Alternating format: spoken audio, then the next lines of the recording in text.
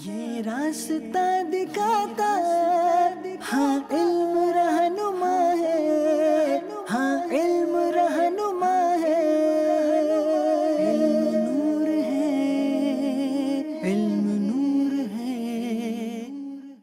الحمدللہ رب العالمین والصلاة والسلام علی خاتم النبیین، اما بعد فاعوذ باللہ من الشیطان الرجیم، بسم اللہ الرحمن الرحیم۔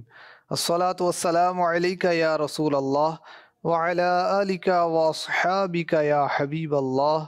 الصلاة والسلام علیک یا نبی اللہ وعلی آلک واصحابک یا نور اللہ۔ اللہ پاک کے آخری نبی محمد عربی صلی اللہ علیہ وسلم نے ارشاد فرمایا، من صلی علی فی یوم 100 مرہ قضى اللہ لہ 100 حاجہ 70 منہا لآخرتہ و30 منہا لدنیاہ۔ جو مجھ پر ایک دن میں 100 مرتبہ درود پاک پڑھتا ہے تو اللہ پاک اس کی 100 حاجتیں پوری فرماتا ہے، 70 آخرت کی اور 30 دنیا کی۔ صلو علی الحبیب صلی اللہ تعالی علی محمد۔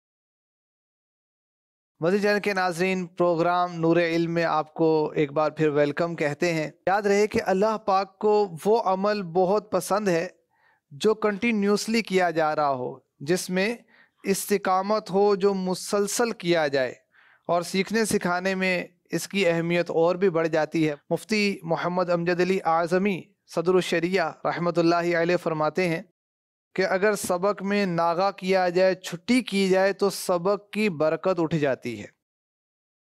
اسی طرح حضرت امام برہان الدین صاحب ہدایہ فرماتے ہیں کہ میں اپنے تمام ساتھیوں سے علم دین کی سمجھ بوجھ میں صرف اس لیے آگے بڑھ گیا کہ میں نے دوران تعلیم کبھی چھٹی نہیں کی۔ تو جو دین سیکھنے والے ہیں ان کے لیے یہ بڑی اہم بات ہے کہ چھٹی نہ ہو، ناغہ نہ ہو، کیونکہ ایک دن کا سبق رہ جائے گا تو علماء فرماتے ہیں، اساتذہ سمجھاتے ہیں کہ 40 دن کے سبق میں اثر پڑتا ہے۔ بعض اوقات کئی چیزیں سمجھ نہیں آتی، اور ہم نے صدر الشریعہ کا سنا کہ اس سے برکت بھی اٹھ جاتی ہے۔ اسی طرح اساتذہ کرام، ٹیچرز کو بھی یہ چاہیے کہ اپنے اسٹوڈنٹس پر نظر رکھیں، ان کی خبر گیری کرتے رہیں، فون کے ذریعے، میسج کے ذریعے، کسی فرد کے ذریعے خود جا کر ان کی خبر گیری کریں، بیمار ہیں عیادت کریں، جو نہیں آنے والے ان کا پوچھا جائے، ان کے گھر والوں سے، والد صاحب سے، سرپرست سے رابطہ کیا جائے، تاکہ اگر کوئی ایسا پرابلم ہے جو سولو ہو سکتا ہے آپ کی مدد سے، وہ سولو ہو جائے، یا اگر کوئی سستی ہے، کوتاہی ہے، غفلت ہے تو اس کے لیے ذہن سازی کی جا سکے۔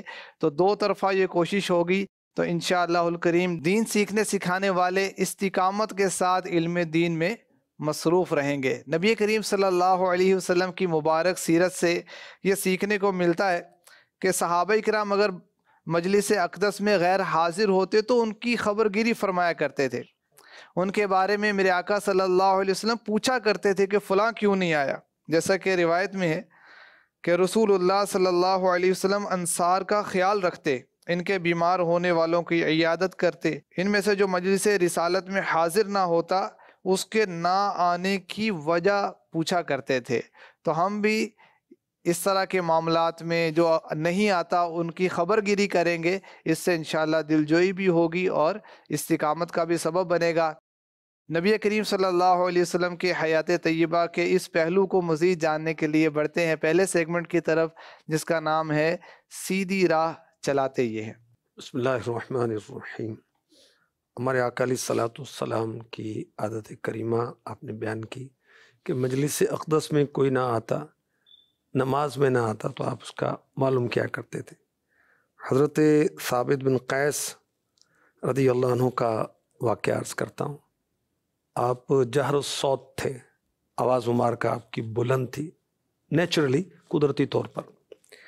اور جب سورہ حجرات میں یہ اللہ کی طرف سے فرمایا گیا لا ترفعوا اصواتکم فوق صوت النبی، اپنی آوازیں نبی کی آواز پر اونچی نہ کرو، تو اب یہ صحابہ سے بڑا کون، آقا علیہ الصلوۃ والسلام کا ادب کرنے والا اور بڑا عاشق رسول کون، اور اللہ تبارک و تعالیٰ کے فرامین پر عمل کرنے والا کون۔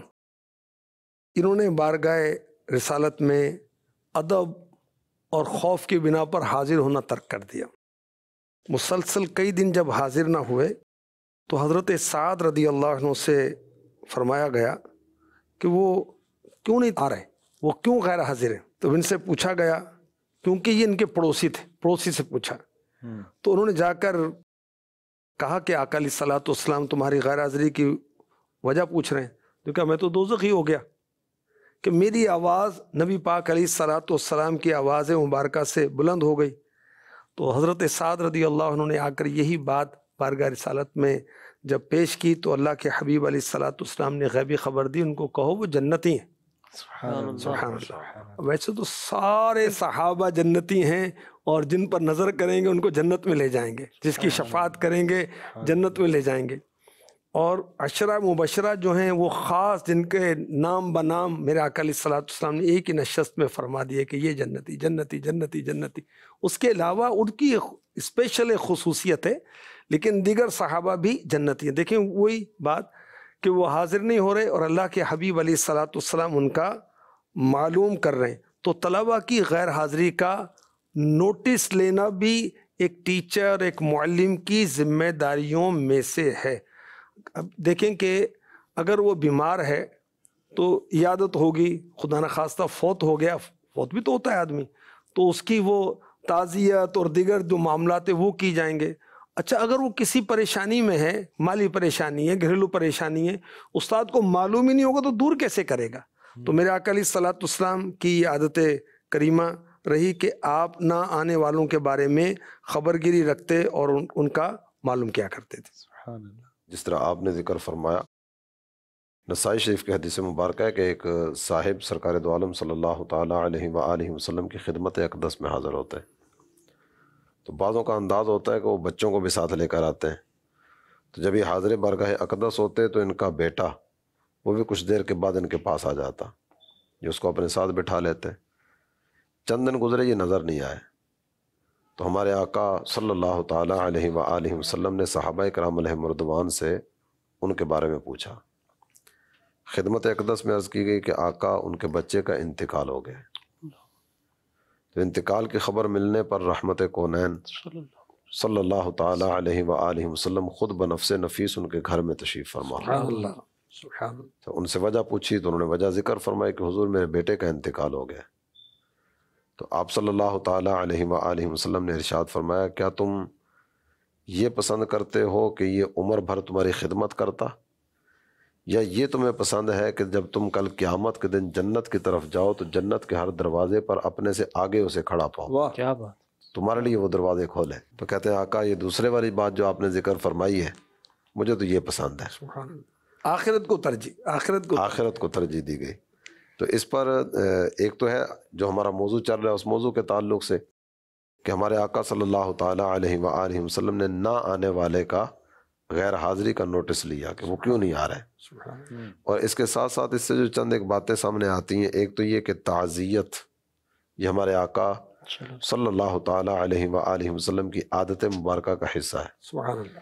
جب دوسرا صحابہ کرام علیہم رضوان کا ایک عمل مبارک ہمارے سامنے آتا ہے کہ یہ نیکی کی محافل میں، دینی اجتماعات میں، دینی محفلوں میں اپنے ساتھ بچوں کو بھی لے کے جایا کرتے ہیں۔ ماشاء اللہ، ماشاء اللہ۔ ابھی سے ان کو عادت پڑے گی، دین سیکھنا شروع کریں گے، اور جس محفل میں ابھی سے بیٹھنا شروع کریں گے نا تو اسی محفل کے اثرات انشاءاللہ الکریم ساری زندگی ساتھ ساتھ رہیں گے۔ اور اس کے ساتھ ساتھ یہ بھی ہے کہ اللہ کے پیارے حبیب صلی اللہ تعالیٰ علیہ وآلہ وسلم کا غم خواری فرمانا، گھروں میں تعزیت کے لیے تشریف لے جانا، عیادت کے لیے تشریف لے جانا، اور حوصلہ افزائی کا کیسا پیارا انداز ہے سبحان اللہ، کہ یہ پسند ہے کہ یہ پسند ہے، سبحان اللہ۔ اور ساتھ پھر مجدہ بھی سنا دیا، خوشخبری بھی سنا دی غیب کی خبر بتا دی۔ کہ اگر آخرت کو ترجیح دو گے تو پھر تمہارے لیے یہ انعام۔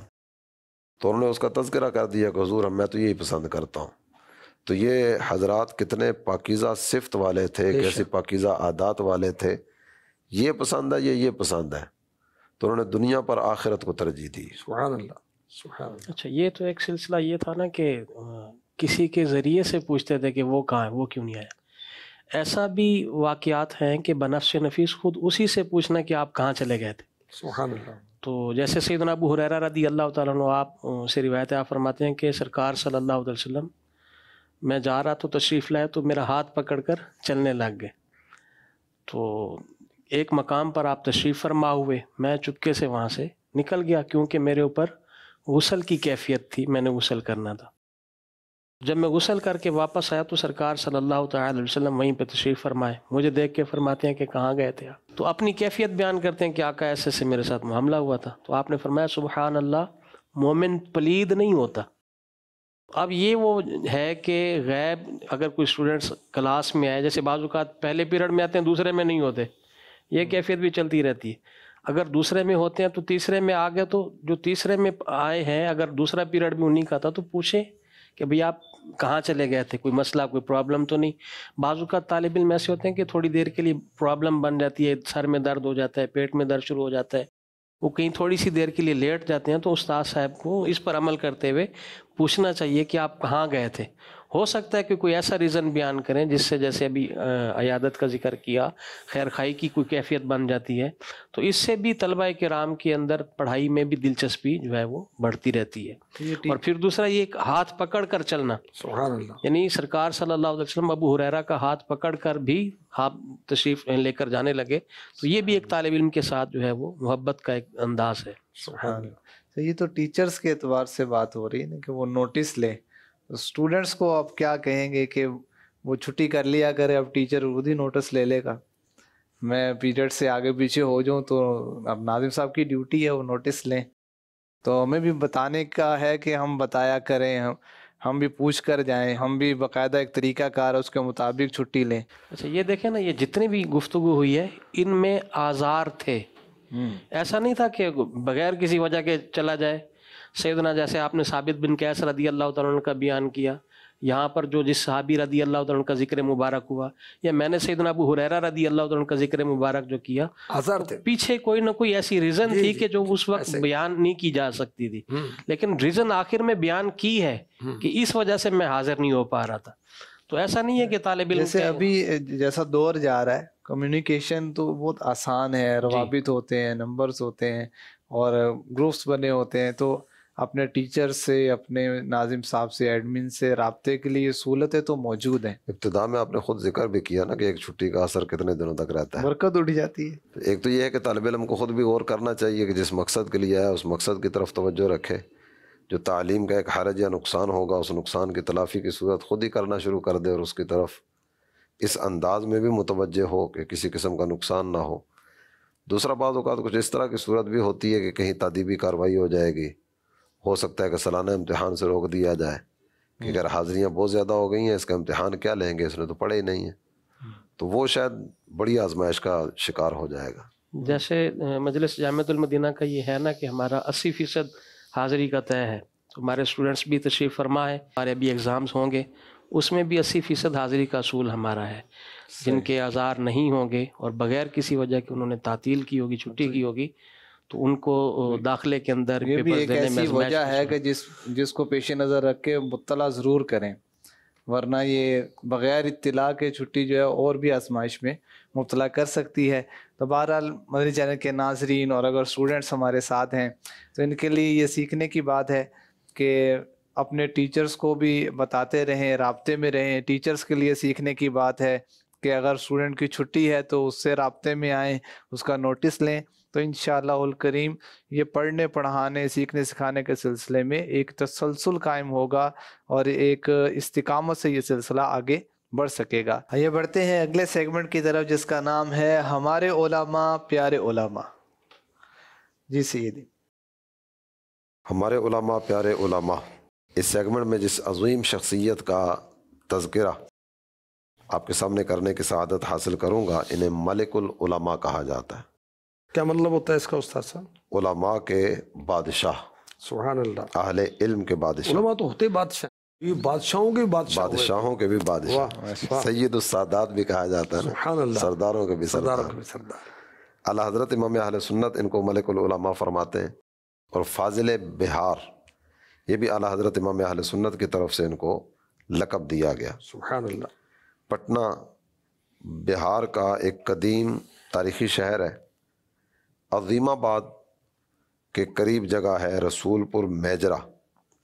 اس میں 19 اکتوبر 1880 10 محرم الحرام 1303 سنہ ہجری کو آپ کی ولادت باسعادت ہوئی۔ پیدائش کے چند دن کے بعد بعض معززین علاقہ نے عبدالحکیم نام آپ کا رکھا۔ تاریخ دانوں نے تاریخی نام مختار احمد دیا۔ والد محترم نے ظفر الدین پسند فرمایا، تو اسی نام سے آپ کی شہرت ہوئی، ظفر الدین۔ آپ کا نسب نامہ 7ویں پشت میں حضور سیدنا غوث سمدانی، شہباز لامکانی، قندیل نورانی، پیران پیر شیخ عبد القادر جیلانی قدس سرہ النورانی سے جا ملتا ہے۔ اعلیٰ حضرت امام اہل سنت نے آپ کو ملک العلماء اور فاضل بہار فرمایا، جیسے میں نے پہلے بھی آپ کی خدمت میں عرض کیا۔ ابتداءً آپ اپنی کنیت ابو البرکات یہ تحریر فرمایا کرتے تھے۔ جب اللہ تعالیٰ جل جلالہ نے بیٹے کی نعمت سے نوازا تو آپ نے اپنی کنیت ابو محمد رکھی۔ والد محترم کی نگرانی میں آپ نے تربیت کا سلسلہ شروع کیا اور ابتدائی تعلیم حافظ مخدوم اشرف، مولوی کبیر الدین اور مولوی عبد اللطیف صاحب ان سے حاصل کی۔ پھر اس کے بعد اپنے ننہیال تشریف لائے، مدرسہ غوثیہ حنفیہ، اس میں 1312 سنہ ہجری میں آپ نے داخلہ لیا۔ آپ تقریباً 9 سال تک اساتذہ کرام کے زیر تربیت رہے۔ ملک العلماء نے محدث صورتی حضرت علامہ مولانا وسیع احمد علیہ رحمۃ اللہ الاحد کا تذکرہ سنا تو 25 جمادی الاولیٰ 1320 سنہ ہجری کو محدث صورتی علیہ رحمۃ اللہ القوی آپ کی بارگاہ بافیض میں حاضری دی اور ان کے پاس حدیث کی چند کتابیں پڑھی۔ مزید کچھ تذکرہ انشاءاللہ الکریم نگران پاکستان حافظہ اللہ الحنان کی زبانی سنے گے۔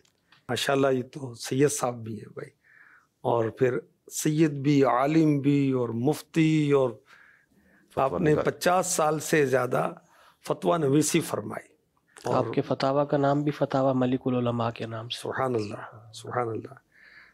جب آپ علم سے فارغ ہوئے تو آپ نے پھر قرآن و حدیث کا فیضان جو ہے وہ لٹانا شروع کیا، اور اعلیٰ حضرت کے حکم پر منظر اسلام جو اعلیٰ حضرت کا مدرسہ ہے اس میں آپ استاد ہوئے۔ 4 سال تک وہاں آپ نے یہ خدمت کی۔ پھر اعلیٰ حضرت کے حکم پر لاہور تشریف لائے، اللہ، انجمن نعمانیہ یہاں پر، اور اعلیٰ حضرت کے حکم پر آپ شملہ، یہ شہر کا علاقے کا نام ہے، وہاں کے لوگوں نے اصرار کیا تھا تو بطور خطیب اور بطور مفتی آپ وہاں بھی تشریف لے گئے، اور نہ جانے کتنے آپ نے ماشاءاللہ کارہائے نمایاں سر انجام دیے۔ حدیث رسول کا احترام آپ کی ذات میں بہت نظر آتا تھا۔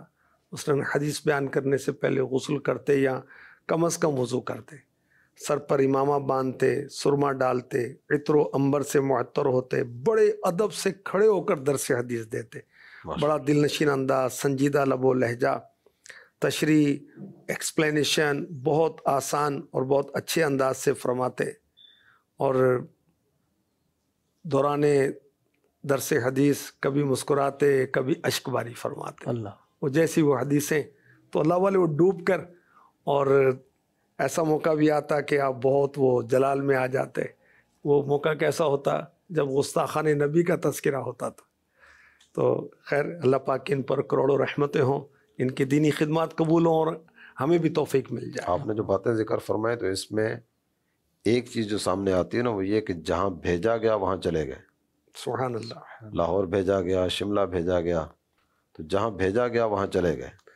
اعلیٰ حضرت کی خصوصی عنایات بھی تھیں۔ جب پہلا فتویٰ انہوں نے دیا نا تو اعلیٰ حضرت 1 روپیہ لے کر آئے، تو یہ شرمانے لگے لیتے ہوئے، تو اعلیٰ حضرت نے فرمایا جب میں نے پہلے فتویٰ دیا تھا والد صاحب نے مجھے بھی 1 روپیہ دیا تھا۔ یعنی اعلیٰ حضرت کی طلباء پر شفقت کیسی تھی۔ 70 آپ نے کتابیں تصنیف فرمائی اللہ ہیں۔ اکبر، 70 کتابوں ہم کی، سے پڑھی نہیں جاتی ہیں، حضرت اور لکھتی دیکھو۔ بالخصوص یہ توقید، اس وقت دعوت اسلامی بھی توقید میں تو الحمدللہ آپ جو بہت ماہر تھے۔ توقید کے حوالے سے، یعنی اس وقت جب مؤذنین کو آپ نے دیکھا نا پریشانی ہو رہی ہے تو آپ نے مؤذن الاوقات کے نام سے کتاب تحریر فرمائی۔ جب دیکھا کہ عوام اس وقت ڈائریکشن، قبلے کی ڈائریکشن کے حوالے سے پریشان ہے تو اس کے اوپر آپ نے کتاب تحریر فرمائی، اور آپ کی یہ جو کتابیں ہیں توقید سے ریلیٹڈ، یہ پاک و ہند میں نہیں، یہ پوری دنیا کے اندر جو ہے اس سے استفادہ کیا جا رہا ہے. بہت بنیادی کتاب ہے اس تعلق سے. کہ علم کے تعلق سے بات ذہن میں آ رہی تھی، ان کے ایک رسالہ نظروں سے گزرا تھا، تو کہیں انہوں نے بیان فرمایا تھا معراج پر، تو اس میں انہوں نے ابتدائی گفتگو کی کہ پچھلے سال جو ہے وہ میں نے با کے بعبدی ہی، تو با پر بیان کیا تھا، تو آج جو ہے نا میں من پہ بیان کروں گا. تو یوں کر کے وہ ایک ایک حرف پر پورا بیان جو ہے وہ فرماتے. یہ آپ کی شان. سبحان اللہ. اللہ پاک ملک العلماء ایسے تو نہیں دیا گیا، بے شک اور اعلیٰ حضرت نے دیا. سبحان اللہ. اچھا یہ بھی ایک حوصلہ افزائی کا ایک انداز ہے، القابات دینا. صاحب بدائے کا یہی لقب ہے نا. اور اعلیٰ حضرت نے جیسے صدر الشریعہ پہلے بزرگوں میں بھی ہیں، تو مفتی امجد علی اعظمی صاحب کو اعلیٰ حضرت نے دیا، تو صاحب بدائے و ثناء کا بھی یہی لقب ہے ملک العلماء، تو اعلیٰ حضرت نے اپنے اس خلیفہ کو بھی دیا. سبحان اللہ. اللہ پاک ان پر رحمت ہو، ان کے صدقے ہماری بے حساب مغفرت ہو. یہ سوال چلائیے. میرا نگران پاکستان حاجی شیخ صاحب کی بارگاہ میں یہ سوال عرض ہے کہ سردیوں میں کون کون سی عبادت کی جائے، جو آپ ارشاد فرما دیجئے. جزاک اللہ خیرہ. ویسے تو اللہ پاک نے ہمیں پیدا ہی اپنی عبادت کے لیے کیا. کیا سردی، کیا گرمی، کیا رات، کیا دن، کیا صحت، کیا بیماری، کیا گھر، کیا سفر، کیا مصروفیت، کیا فراغت، ہر وقت ہم اللہ کی یاد میں رہیں، اللہ کی یاد میں رہیں. اور جو ہم کام کاروبار جائز طریقے سے اچھی نیت سے کریں تو وہ بھی عبادت ہے. ہم سوئیں اچھی نیت کے ساتھ سنت کے مطابق، وہ بھی عبادت ہے. علم حاصل کرنا بھی عبادت ہے، علم سیکھنا سکھانا بھی عبادت ہے. سردیوں کے تعلق سے آپ نے خاص طور پر فرمایا، تو سردیوں میں اسپیشلی جو عبادت قدرے آسان ہو جاتی ہے وہ ہے رات کی عبادت، نوافل کی کثرت اور روزہ. دیکھیں کہ میں نے ایک روایت پڑھی کہ سردیوں کے آنے پر فرشتے خوش ہوتے ہیں کہ حضور کی امت جو ہے صلی اللہ علیہ وسلم اب روزے رکھے گی اور تہجد پڑھے گی، کیونکہ سردیوں کی راتیں لمبی ہوتی ہیں، انہیں نیند پوری کر کے بھی تہجد پڑھی جا سکتی ہے. گرمیوں میں ذرا آزمائش ہے، مگر تو کہتا ہے نیند ہے میٹھی تیری متی نرالی. نیند میٹھی نہیں ہے، تہجد میٹھی ہے. اس کا ہم نے ٹیسٹ لیا ہی نہیں ہے، تو ہمیں کیسے پتہ چلے کہ کیا میٹھا ہے. اس کا ٹیسٹ جن کو ملا ہے تو وہ بس وہ اللہ رسول کی یاد میں نیند آرام سب کو بھول جاتے تھے. خیر، تو سردیوں کے اندر تہجد آسانی سے مل جاتی ہے. اور ہمارے جامعۃ المدینہ کے طلباء کی بھی خبریں ماشاءاللہ آتی ہیں. سحری اجتماع اس وقت 855 مقامات پر پنجاب میں ہو رہا ہے ماشاءاللہ. تو یہ بھی سردیوں کی بہاریں، ٹھنڈی غنیمت بھی اس کو کہا گیا. راتیں لمبی ہیں تو تہجد میں آسانی ہے، دن چھوٹا ہے تو روزے میں آسانی ہے. تو پیر کا روزہ رکھنا سنت، جمعرات کا روزہ رکھنا سنت، ایام 20 یعنی چاند کی 13، 14، 15 تاریخ کے روزے رکھنا سنت ہے. اور اگر خدا نہ خواستہ کسی پر روزے قضا ہیں تو اس کو قضا کرنا بھی آسان ہے، کہ سردیوں کے روزے آسان ہیں. بعض اوقات غفلت کی وجہ سے بھی روزے نکل جاتے ہیں، اور بعض اوقات آزار بھی ہوتے ہیں جس میں شریعت اجازت دیتی ہے روزے ترک کرنے کی، تو ان کے لیے بھی یہ موقع ہے. اس میں بوڑھا جوان کی تو شرط نہیں ہے. تو جس کو روزے فرض قضا کرنے تو اس کے لیے بھی سردی میں آسانی ہے. اور جو حافظ صاحب میں منزلیں پکی کرنی ہے، تہجد پڑھو بھائی، اس کے بعد اپنی منزلیں نکال لو بھائی. روزانہ آدھا گھنٹہ پڑھیں تو 1 پارہ، 1.25 پارہ، 1.5 پارہ آپ پڑھ سکیں گے. اس سے زیادہ بھی تلاوت کر سکتے ہیں. اللہ پاک نصیب فرمائے. آمین. یہ پڑھتے ہیں اگلے سیگمنٹ کی طرف، جس کا نام ہے امیر اہل سنت کا پیغام آپ کے نام. مصر میں ایک مالدار شخص کے 2 بیٹے تھے. ایک نے علم دین حاصل کیا، جبکہ دوسرا مال و دولت کمانے میں مصروف ہوا. ایک عالم دین اور دوسرا مصر کا بادشاہ بن گیا. بادشاہ اپنے بھائی کو حقارت کی نظر سے دیکھتا، گھٹیا نظر سے دیکھتا، اور کہتا مجھے دیکھو کہ میں حکومت کر رہا ہوں، میرا بھائی اب تک غربت کا شکار ہے. ایک دن اس کے عالم دین بھائی نے اپنے بھائی بادشاہ سے کہا، بھائی اللہ پاک کی نعمت مجھ پر تم سے زیادہ ہے، اور میں اس پر جتنا اس کے فضل و کرم کا شکر ادا کروں کم ہے کہ مجھے انبیاء کرام علیہ السلام کی میراث ملی اور تجھے فرعون و حامان کی، یعنی مجھے علم و فضل حاصل ہوا اور تجھے مصر کی حکومت ملی۔ حوالہ گلستان سعدی پیج نمبر 85۔ اللہ رب العزت کی ان پر رحمت اور ان کے صدقے ہماری بے حساب مغفرت ہو، آمین بجائے خاتم النبیین صلی اللہ علیہ وسلم۔ تو عالم جو ہے نا، حقیقت میں عالم ہی بادشاہ ہوتا ہے، باقی دنیاوی بادشاہوں کی قبروں پر تو کتے لوٹ رہے ہوتے ہیں۔ ابھی تاریخی جو مقامات ہیں شاید دیکھیں تو آپ کو پتا چلے کہ لوگ ان کے پاس عقیدت سے نہیں جاتے، بس تاریخی مقام میں ایک دلچسپی کے لیے جاتے ہیں، تفریح کے لیے جاتے ہیں۔ اور علماء دین اور جتنے اولیاء کرام سب کے سب علماء دین تھے۔ ولی کے لیے عالم ہونا شرط ہے، یہ سب علماء دین ہیں۔ ہمارے غوث پاک بہت بڑے علامہ، بہت بڑے مفتی، بہت بڑے عالم دین، اور ان کے بادشاہ سب پر حاوی، بڑے بڑے بادشاہ ان کے غلام۔ تو یوں دنیاوی اقتدار، بادشاہت یا مالدار ہونا یا منصب ملنا، یہ کوئی مطلب وجہ فضیلت نہیں ہے، بلکہ وجہ فضیلت اللہ کی رضا کے لیے حصول علم دین، یہ وجہ فضیلت، اور بہت بڑی اس کی فضیلت ہے۔ اللہ پاک ہمیں قدر دان بنائے، جنہوں نے درس نظامی کیا اور کما حق کو ہو کیا، علم دین حاصل کر کے پروپر طریقے پر جو مطلب یعنی کہ آگے بڑھے اور نظام اس شرف سے مشرف ہوئے، یقین مانے کہ یہ بادشاہوں سے بڑھ کر ہیں۔ اگرچہ دنیا والے ان کو جس نظر سے بھی دیکھیں، لیکن ان کا مقام اللہ اور رسول کے دربار میں بہت بڑا ہے۔ اللہ پاک ہم سبھی کو علم دین اور عالم دین سے محبت نصیب فرمائے۔ سید سجاد کے صدقے میں ساجد رکھ مجھے، علم حق دے باقر علم خدا کے واسطے۔ صلو علی الحبیب صلی اللہ علی محمد۔ تو اے عاشقان رسول، واقعی علم دین انبیاء و مرسلین علیہ السلام کی وراثت ہے، جیسا کہ حدیث پاک میں ہے علماء انبیاء کرام علیہ السلام کے وارث ہیں، کیونکہ انبیاء کرام علیہ السلام درہم و دینار یعنی نوٹ کے، روپوں پیسوں کے وارث نہیں بناتے، بلکہ علم کا وارث بناتے ہیں۔ لہذا جس نے علم حاصل کیا اس نے پورا حصہ پا لیا۔ حوالہ ابن ماجہ جلد اول پیج نمبر 145، حدیث نمبر 223۔ مزید علم دین کی فضیلت سنیں اور جھومیں۔ فرمان آخری نبی صلی اللہ علیہ وآلہ وسلم، خیر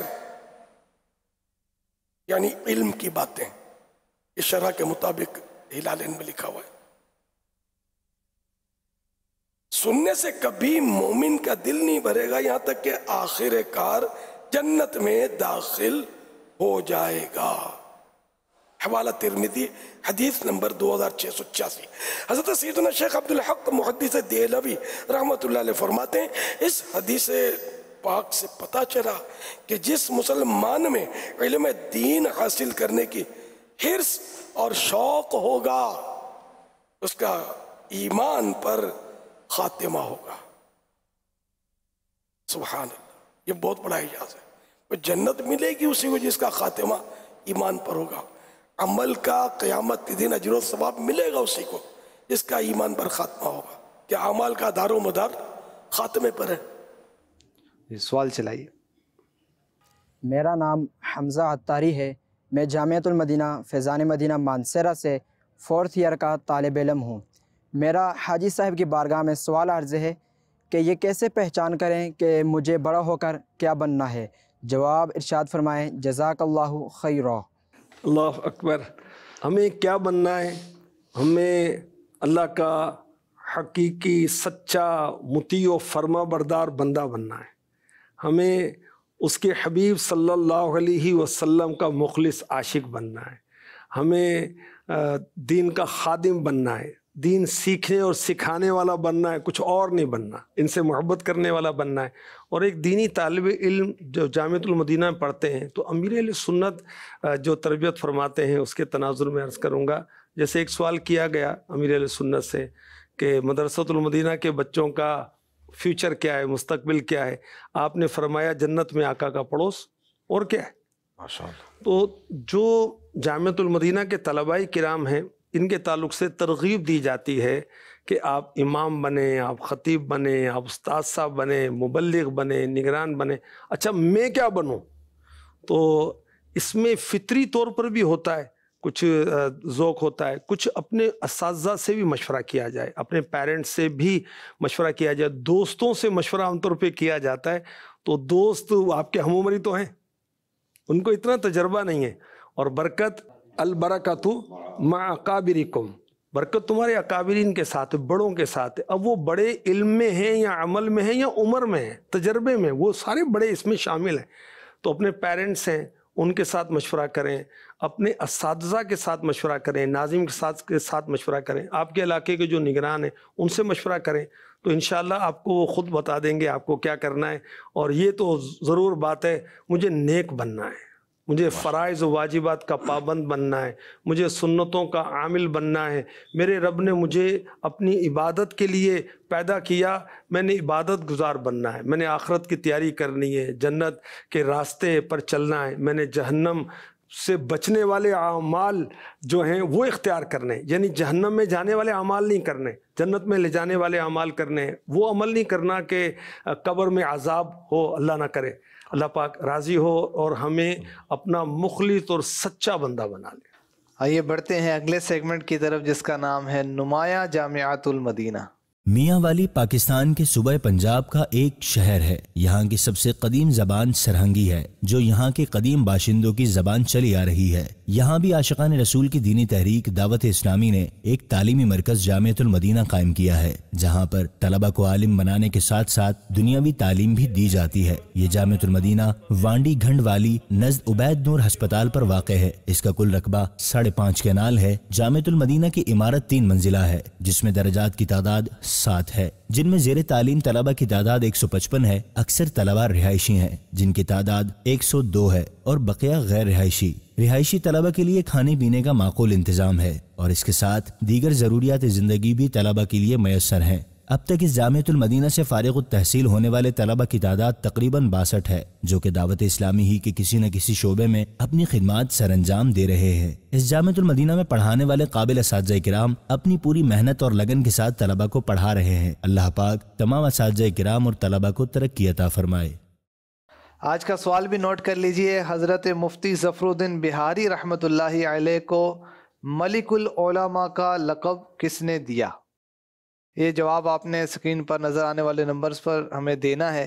انشاءاللہ الکریم قرآن اندازی کی جائے گی، جن کا نام نکلے گا انہیں 1 سال کے لیے ماہنامہ فیضان مدینہ کی بکنگ دی جائے گی۔ آپ اپنے تاثرات، اپنے سوالات اس کے ذریعے سینڈ کریں، انشاءاللہ الکریم ممکن ہوا تو پروگرام کا حصہ بنایا جائے گا۔ آج کے پروگرام میں ہم نے علماء کا بھی ذکر سنا، پیارے آقا علیہ الصلوۃ والسلام کا انداز مبارک بھی سیکھنے کی سعادت حاصل کی، سنتوں کا بھی بیان ہوا۔ اللہ پاک کی بارگاہ میں دعا ہے کہ ہمیں عمل کی توفیق عطا فرمائے، آمین بجاہ خاتم النبیین صلی اللہ علیہ وآلہ وسلم۔ یہ راستہ دکھاتا ہے ہاں